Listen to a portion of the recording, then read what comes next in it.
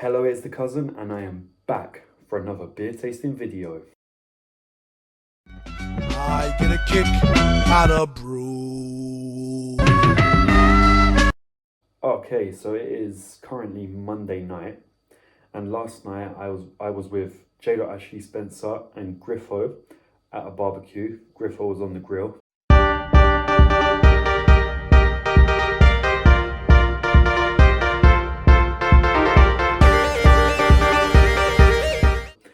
And before that, Joe gave me 6 or 7 beers, a few various brands, but most of them I think are from a very familiar face on this channel. And then also, the past 2 days I've uploaded some old beer tasting videos me and Joe did. So the thing with those two are, back when I first started doing beer tasting, I ended up having that little thing where I took like a couple months off, so to speak. And then I came back with the BREWDOG videos. The Punk IPA one was the first one I did. But then before that, at J. Ashley Spencer's house, we did do 2 BREWDOGs before that. And I think I mentioned that in the video. But he just sent them to me literally 2-3 days ago. So I've just quickly edited them, downloaded them, edited them, and then put them back on the channel. So yeah, those videos are like nearly a year old. So I've just been playing Skyrim, and I should hopefully have uploaded the 6th episode of my Skyrim series, and that puts us all the way up to where we are now. Oh shit, no, I completely forgot. While I was at the barbecue yesterday with J. Ashley Spencer and Griffo, we did so many beer tastings back to back. But knowing J. Ashley Spencer, you probably won't see them for at least 2 or 3 years. So, on to the beer at hand. We are doing another BrewDog. And I'm pretty sure these are ones Joe got when we went to... Actually, no. I think these are ones that he bought online. And he gave me these yesterday before he went to the barbecue. So that he told me to do this one first because apparently it's a few days out of date, but he said that shouldn't be a problem. So, because we are doing BrewDog Sprucy Lucy West Coast Session Ale. And when I first saw this, I thought this looks like it's sponsored by Spa. The what are they? They're not petrol stations. They're like convenience stores, but kind of like petrol station convenience stores. And you can't tell me that is not the Spa logo. And it's even got the green, red and white colour scheme. So it says here, West Coast Session Ale by BrewDog, spruced up Session Ale, and well, it's a West Coast Session Pale. Actually, don't think I've heard that one before. So on the can, we've got the BrewDog logo here with the mantra, United we stand for better beer, fiercely defiant and independent. It's a 330 milliliter can, 4.5%. And it doesn't really say much about what it is. It's just very spruced up. It's a Sprucy Lucy. I'm guessing these beers we're doing, because I originally thought they were the ones Joe got at the end of the last Win Wednesday video we did. But now I'm starting to think he's bought these in packs of like 4 or something, giving me one. Or maybe he just gets himself one and then puts an extra one in there for me. I'm not sure. But we've got this to kick off this new little series funded by J. Ashley Spencer. Am I a bit hungover from all the beer tastings me, Joe and Griffo did yesterday? Not really, because we were sharing cans like this between 3 people, so yeah. We was probably able to do more because of that, and we did do some wacky ones. Griffo's first official appearance on a beer tasting since the only thing he's been on was the KA Remix rum tasting. But as for this beer, I'll give you guys a little 360. And yeah, I'm gonna, you know what, I'm gonna put a Spar logo next to it here. Tell me that is not the exact same logo. So yeah, 360 time. So BrewDog, Sprucy, Lucy, BrewDog, West Coast Session Pale, all the boring shit on the back, and then Spruced Up Session Pale. I do like that design, I must say. It does look like it's sponsored by Spar, even though it's got no mention of that. And there's no way that this isn't a Spar logo.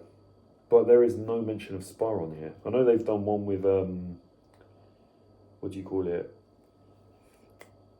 British Airways. We've done that one, Speedboat OG. But that did say British Airways on it. This one has no mention of Spar that I can see.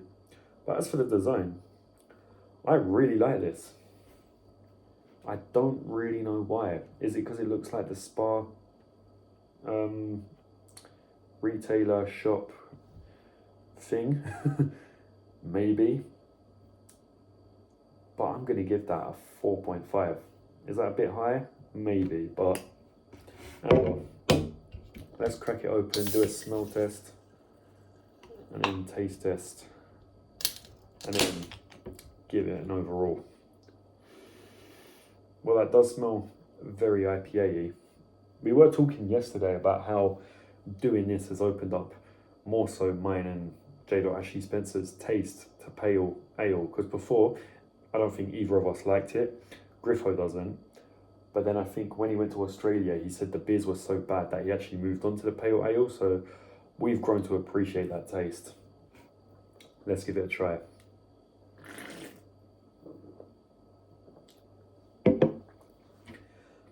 That taste is a bit full on and strong, and then it just tastes really light. It's a 4.5%, so it's not strong, but it's not weak.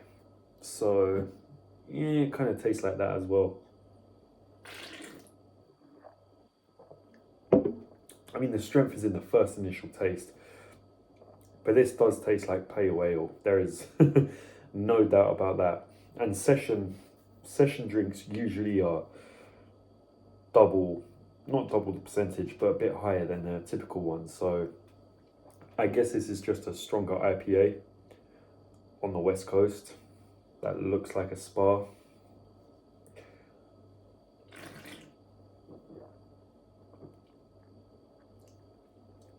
It's not bad. It's got a very light taste. It's definitely not got like a warm, strong taste. This taste is very light. It does taste lighter than a 4.5 actually. I'd say this tastes like it could be no higher than a 4%.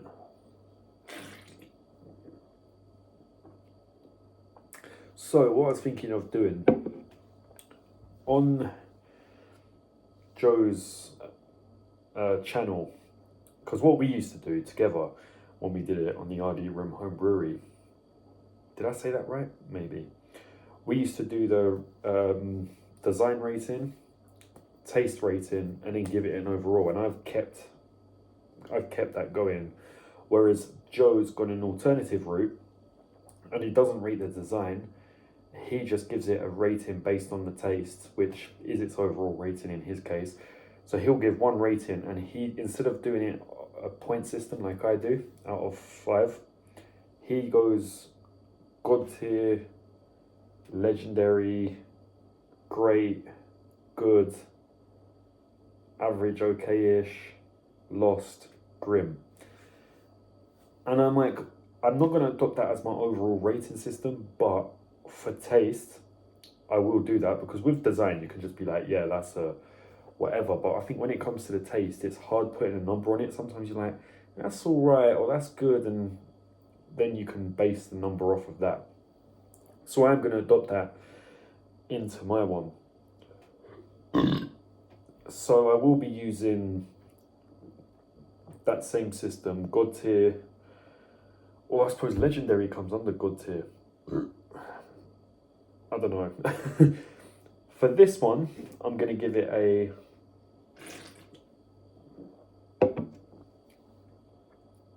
I'd say that's between an average and a good. I wouldn't say it's too far short of being a good beer.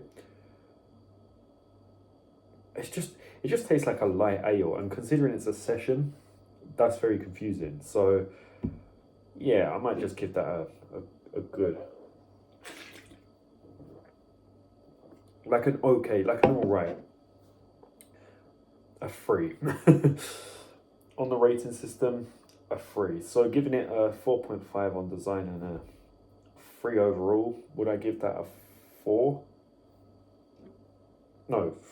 What did I just say a 3.5 overall? Giving it a 4.5 on design and a 3 on taste.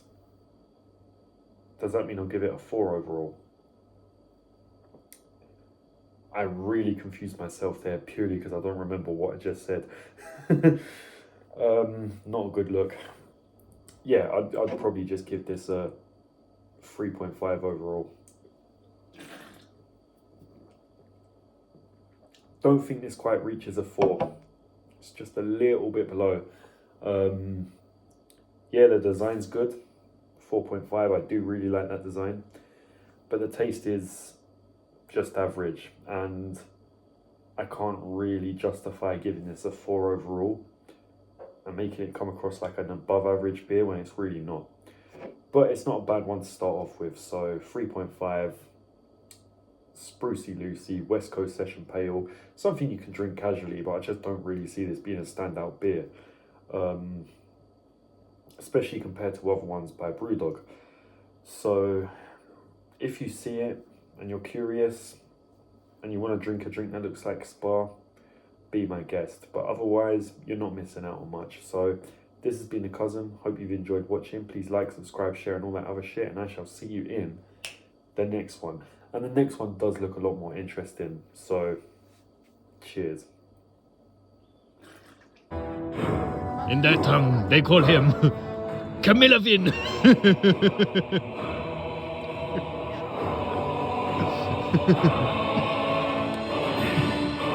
Nope, you pussied out of the quest.